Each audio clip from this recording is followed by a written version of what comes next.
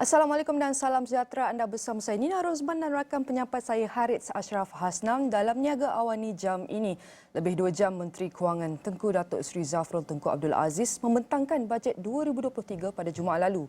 Namun rang undang-undang perbekalan itu yang sepatutnya mula dibahaskan di Dewan Rakyat hari ini tidak dapat diteruskan. Ia susulan proklamasi pembubaran Parlimen diumumkan Perdana Menteri Datuk Seri Ismail Sabri Yaakob semalam. Dan untuk memahami konteks perlembagaan dan nasib bajet 2023 serta RUU yang lain, berada di talian ketika ini adalah Senator Tan Sri Dr. Rais Yatim yang di-Pertua Dewan Negara. Tan Sri, terima kasih kerana sudi bersama dalam Niaga Awani untuk waktu ini. Pertama sekali Tan Sri, pandangan Tan Sri kepada pembubaran Parlimen semalam serta bagaimana kita ingin memahami nasib RUU Perbekalan 2023 ataupun bajet 2023 ini, Tan Sri. Soalan itu boleh kita bagikan kepada dua cabang, iaitu suasana proklamasi pilihan raya dan juga pengumuman berhubungan dengan pembubaran Parlimen.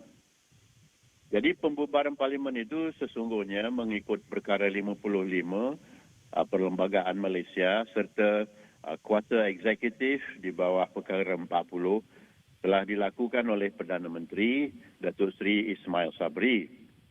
Dan itu tidak ada apa-apa yang boleh dipertikaikan dari segi perlembagaan.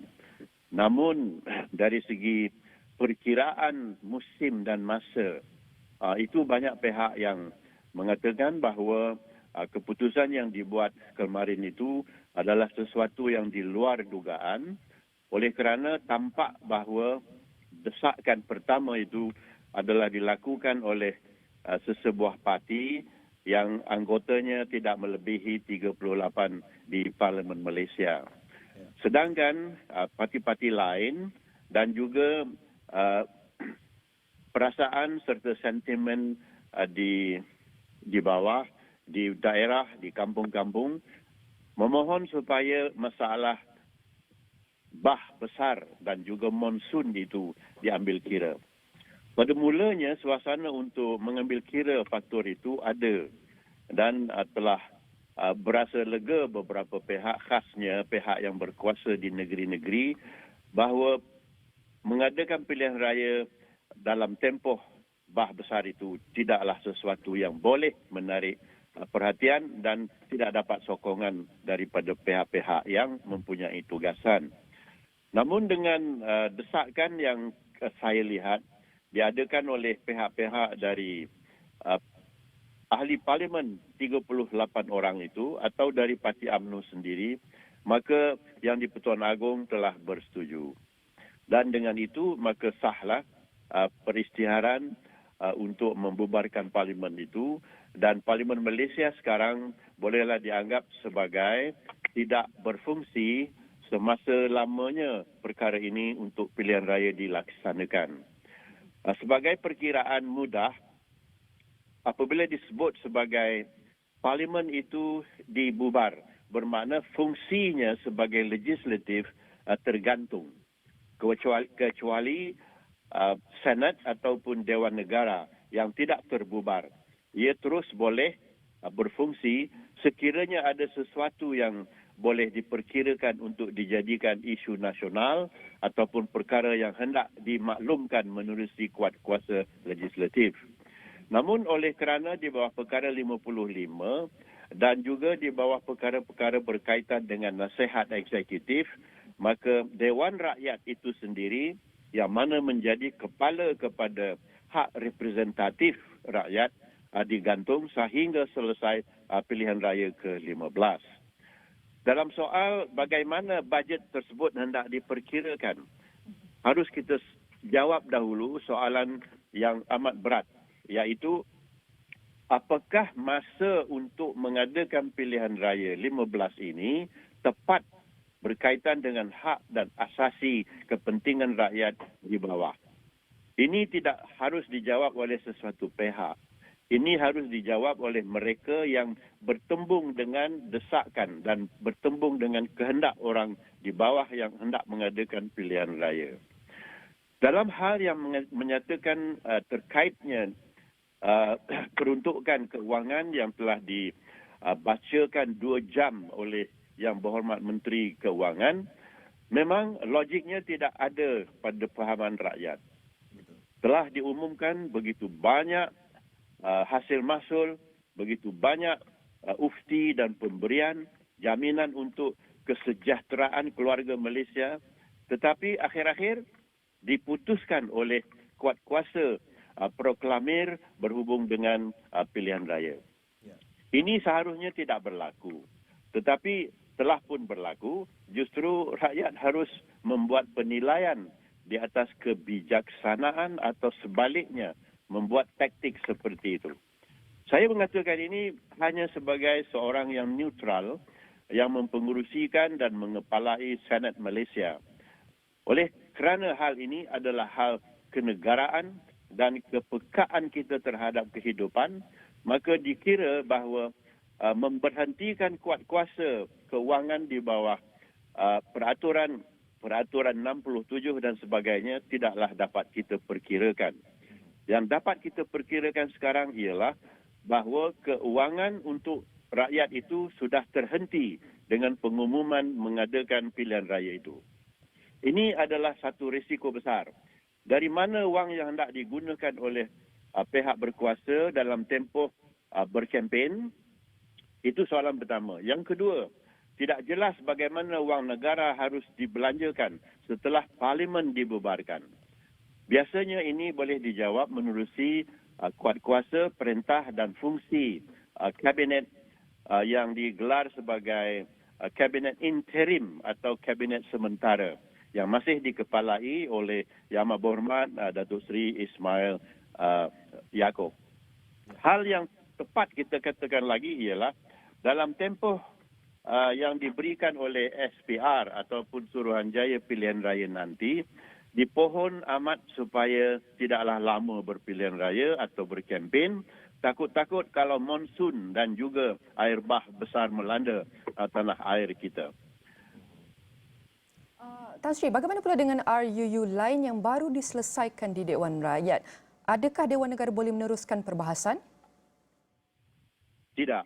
Oleh kerana di saat saudari dan saya membuat wawancara ini, Dewan Rakyat sudah terhenti dan fungsinya sebagai Dewan Rakyat sudah tiada lagi di saat ini.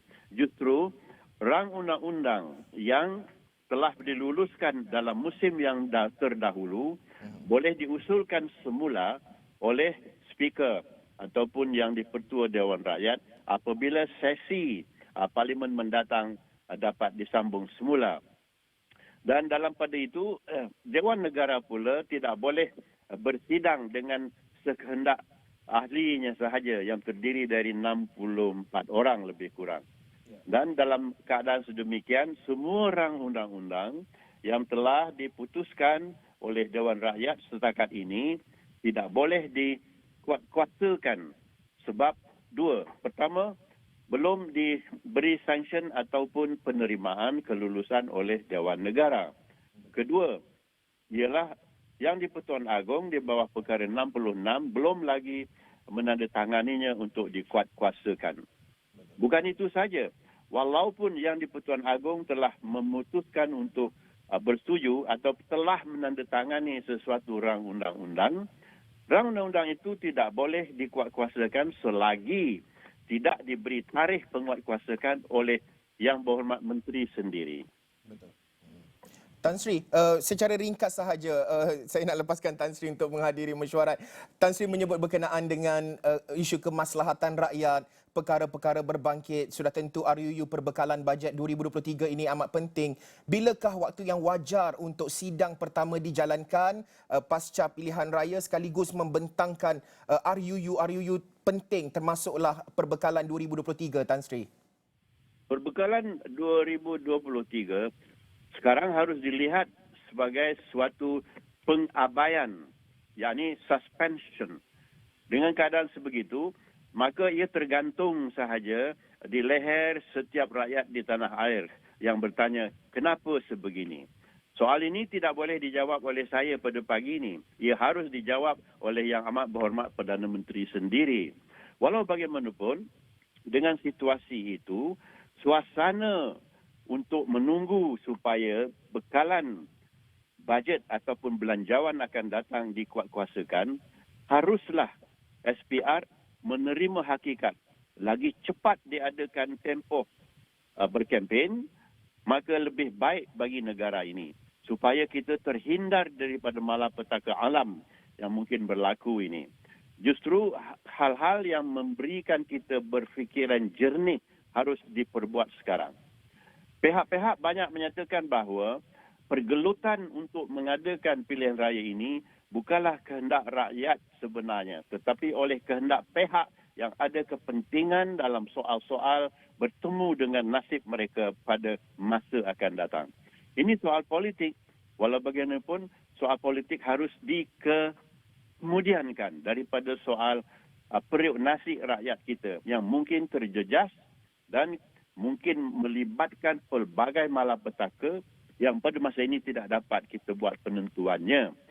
Walau bagaimanapun, ini harus menjadi satu mata pelajaran ataupun satu panduan dan satu sempadan bagi kita. Apabila berpolitik, jangan keterlaluan melihat satu pihak sahaja.